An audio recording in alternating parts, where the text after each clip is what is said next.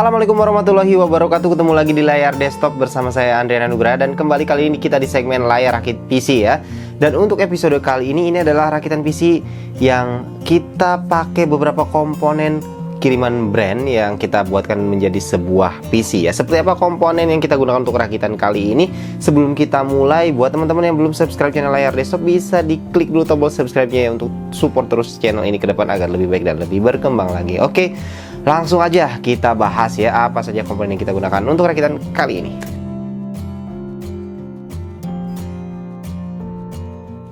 Ya, ini adalah kali kedua kita rakit PC dengan komponen yang dikirim oleh beberapa brand. Dan kalau di video yang lalu kita rakit dengan platform AMD, ketika itu kita pakai Ryzen 9 5900X dan juga RX 6900 XT ya, kelas high end. Nah, kali ini kita akan gunakan platformnya Intel dan kelasnya kelas mid range aja ya, menengah ke bawah lah ya.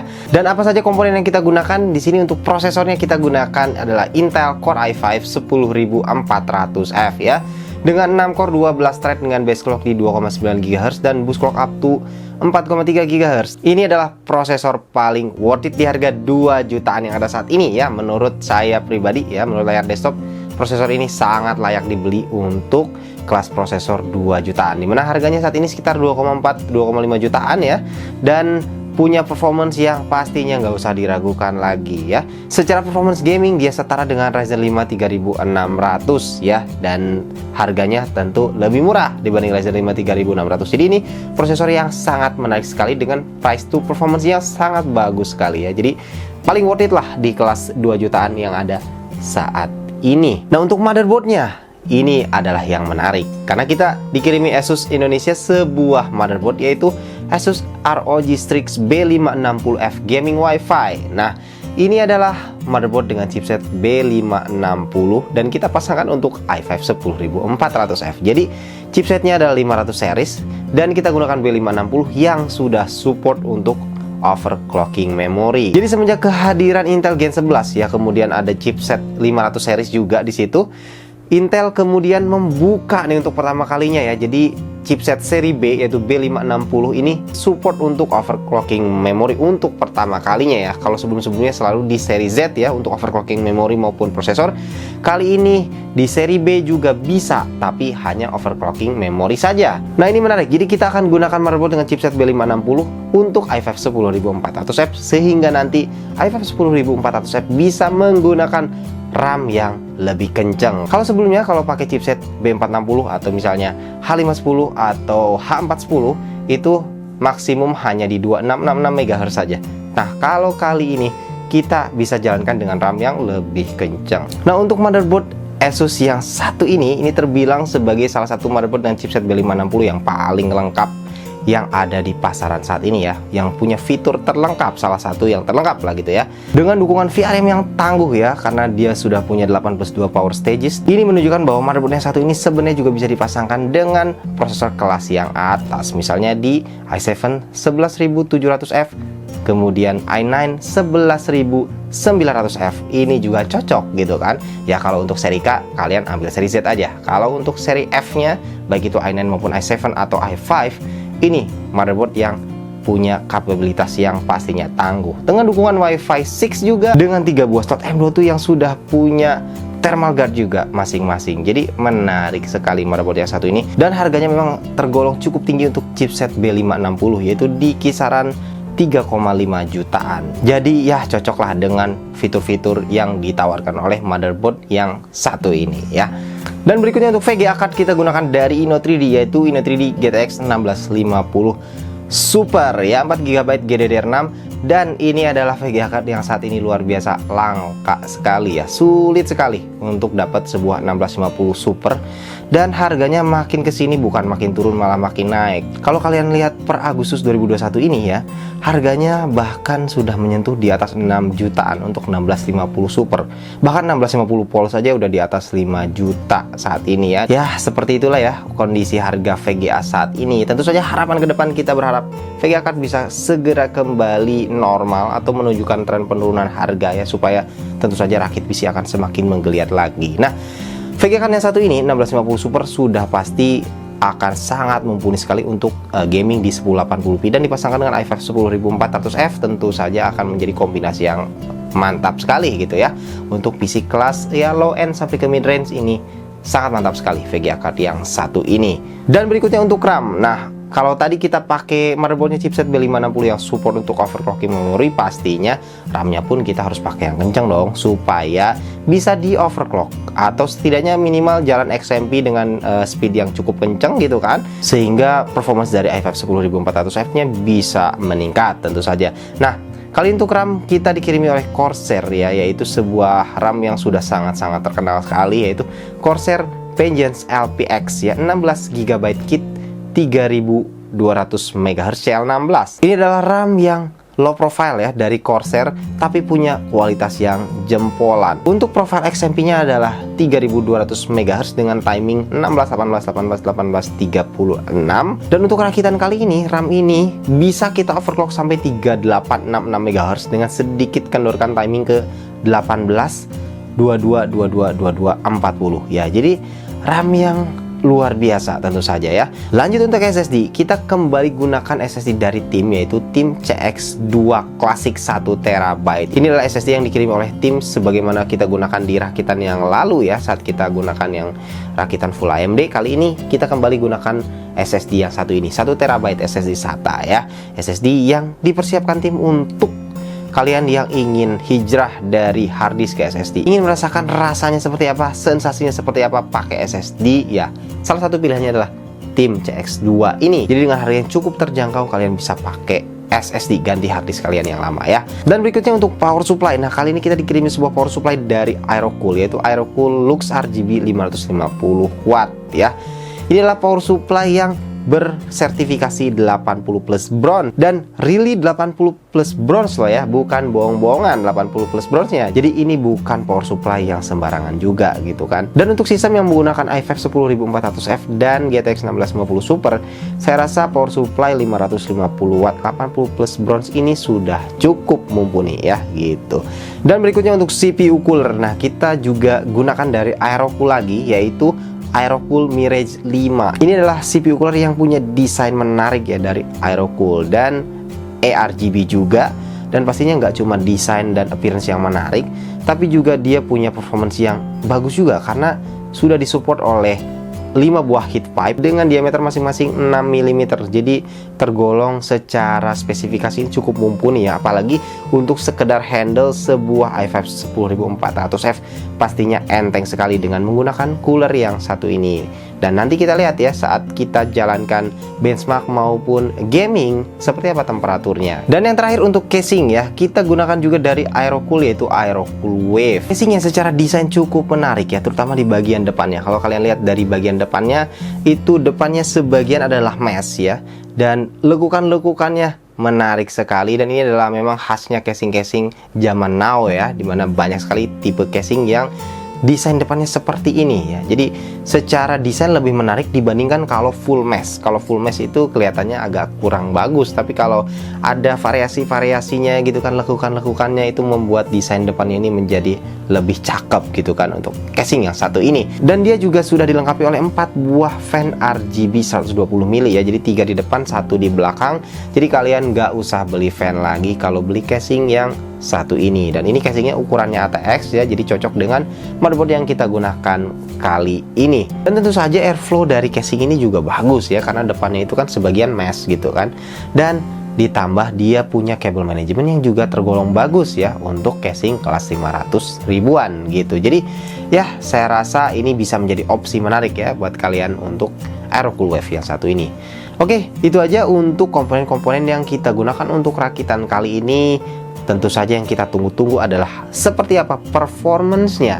Langsung aja kita lihat performance-nya.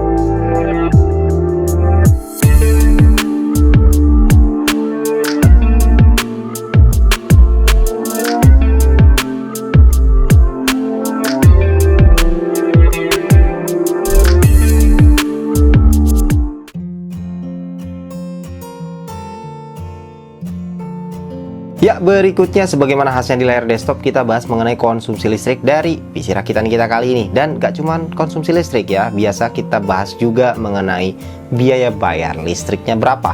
Nah, untuk PC yang satu ini kita coba jalankan gaming load dengan menggunakan Shadow of the Tomb Raider ya.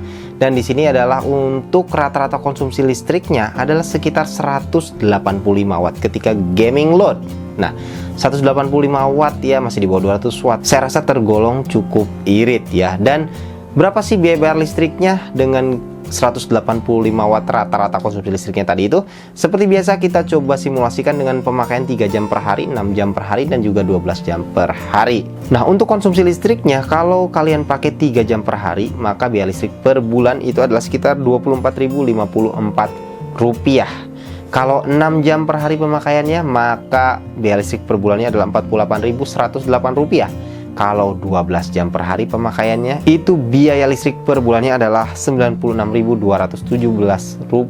Jadi kalau kalian setengah hari main game selama sebulan penuh ya, itu bayar listrik nggak nyampe 100.000 kalau pakai PC seperti ini. Saya rasa dengan performance yang diberikannya tadi ya, dimana gaming 1080p bisa rata kanan ya, saya rasa konsumsi listrik segitu, bayar listrik segitu tergolong cukup irit ya untuk performance yang diberikan oleh PC yang satu ini.